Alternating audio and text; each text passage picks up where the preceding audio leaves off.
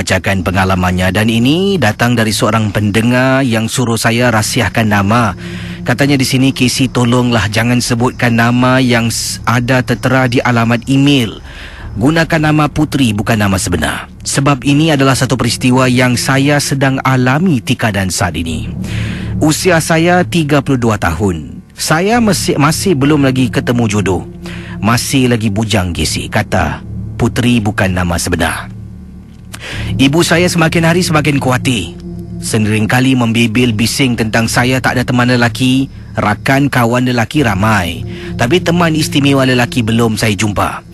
Bukanlah tak ada jodoh, Casey. Mungkin saya memilih. Saya memang memilih. Nak pilih calon suami bukan senang. Nak yang bertanggungjawab lagi bukan senang. Nak yang beragama dan bertanggungjawab lagi susah. Jadi itulah sebab saya ingin mencari seorang lelaki yang boleh membimbing saya ukrawi dan duniawi. Berbalik pada kisah saya, sampaikan ibu menangis. Katanya saya ni tak nak kahwin, tak nak berumah tangga. Mungkin saya dibuat orang. Oleh kerana saya dah tak tahan dengan tomahan makcik-makcik saya berikan pada saya, kata Putri. Ibu saya telah pun memberitahu saya, tolonglah sekali saja, hanya sekali saja, ikutlah dia pergi berubat. Nak tak nak saya ikutkan kata ibu. Seorang makcik saya, kakak ibu saya pun turut ikut bersama. Dia mengatakan pakar ini memang boleh membantu untuk saya dapatkan jodoh. Saya tak percaya ini semua, Casey. Jadi Putri kata nak sedapkan hati ibunya yang sekarang ini, tika ini tak henti-henti membibil bising. Katanya rasa malu usia saya 32 tahun, seorang wanita masih belum lagi berumah tangga. Saya ikut. Berjumpa dengan pakar. Pakar tu mulalah baca mentera-mentera, sembuh sana sembuh sini. Kemudian dia hulurkan ibu saya satu plastik beg warna merah yang penuh dengan bunga. Katanya dalam plastik beg tersebut ada 7 jenis macam bunga. Disuruh saya mandi pada hari Khamis malam Jumaat pertengahan bulan. Dan ibu saya melakukan perkara yang disuruh. Pada mulanya saya enggan, tapi ibu kata buat, saya buatlah. Sampai menangis ibu saya dibuatnya.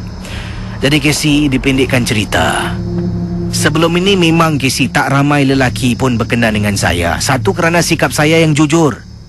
Saya ni suka berterus terang. Kalau lelaki tu tak bagus, lelaki tu macam ni, saya akan beritahu direct, tak ada pun saya beralas. Jadi teman-teman Ria 897, kata Putri lagi, dan saya ni tidaklah selawah mana pun, macam biasa-biasa saja. Akhirnya setelah mandi bunga pada satu hari Khamis pertengahan bulan, hidup saya macam biasa. Ibu saya kata insya-Allah dapat jodoh. Casey, saya dapat rasakan setelah saya mandi bunga. Kalau sebelum ini, contoh kata Putri, bukan nak membangga megah diri, bukan. Kalau sebelum ini, cakaplah bila saya keluar jalan, mungkin ada 1-2 lelaki senyum, nak jumpa, nak berkenalan dengan saya. Tapi kali ini, Casey, orang yang senyum, khususnya kaum Adam, yang nak berkenalan, yang senyum, yang dan sebagainya, katanya di sini bertambah.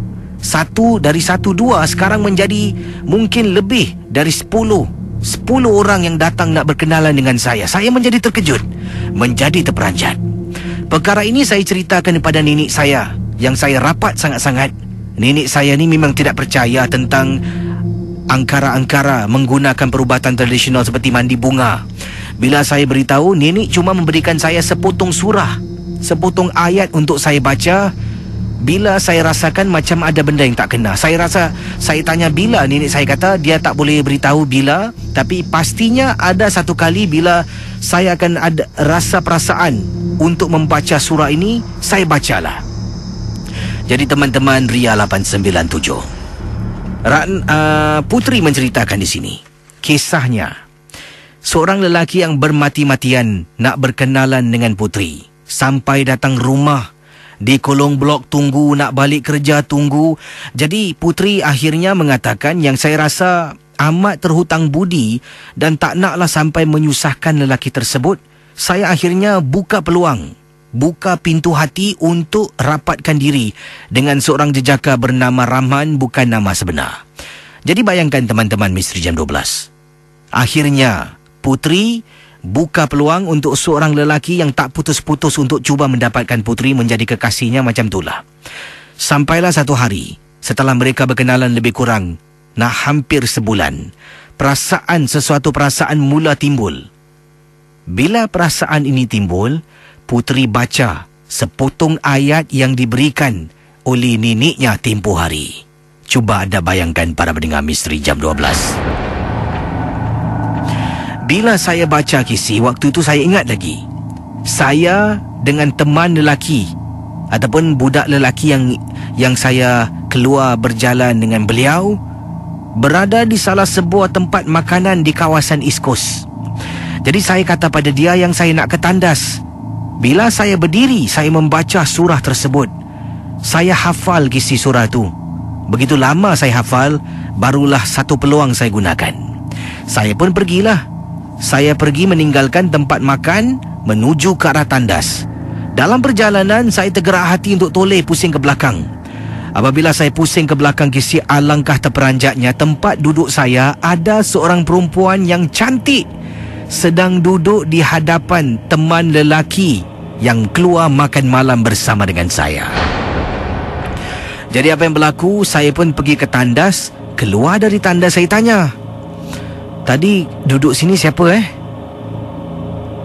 Rahman, teman lelaki saya, langsung tak tahu kisi. Saya dari tadi duduk sini tunggu awak. Siapa yang duduk sini? Itu pun tadi abang Sati tu yang hantar." Oh, tak ada apa-apa. Barulah saya dapat tahu, kata Puteri, yang duduk di hadapan teman lelaki saya ini mungkin adalah makhluk halus. Tapi kisi bila saya pusing, cantik, lawa sangat. Akhirnya saya mendapat second opinion, pendapat yang kedua. Saya berjumpa dengan seorang lagi pakar. Pakar ini merupakan seorang ustaz di salah sebuah masjid di Singapura. Saya datang ke rumahnya.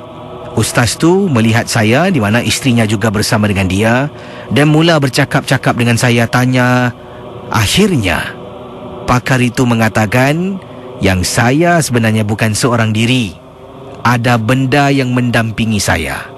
Dan katanya lagi, mungkin, dia tak pasti, tapi dia gunakan mungkin di sini.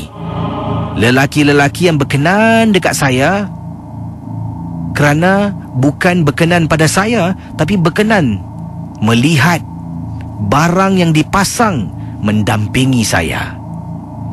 Barang itu memang cantik dan lawa.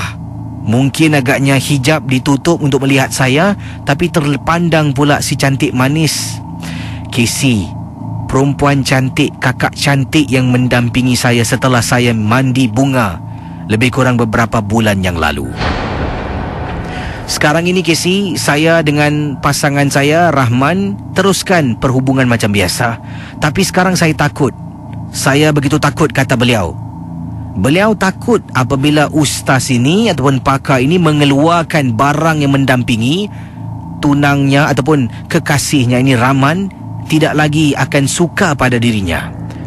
Sekarang ingin saya tanya pada Casey, saya dah menjalani perhubungan dalam beberapa tahun sebelum ini. Tidak pernah pun saya ada seorang teman lelaki yang begitu rapat, yang dianggap sebagai rakan istimewa. Tapi sekarang dah berjumpa dengan Rahman, hati dah mula terpikat. Dan saya takut, kalaulah pakar ini dapat keluarkan dampingan dalam badan, adakah Rahman masih akan suka dan sayang pada saya seperti biasa? Bagaimana Casey? Tolonglah tanya pendengar Misteri Jam 12.